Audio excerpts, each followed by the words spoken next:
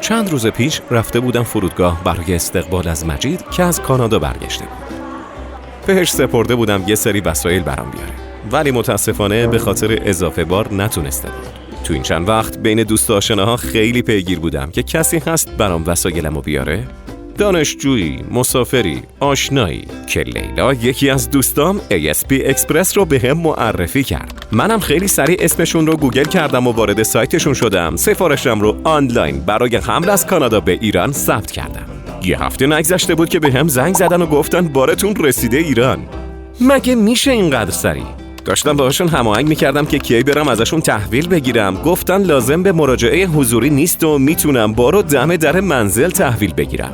یعنی چند وقت الکی ذهنم درگیر آوردن وسایلم بود که نگو ASP از هر نقطه‌ای در جهان حمله بار به ایران داره و من بیخبر بودم.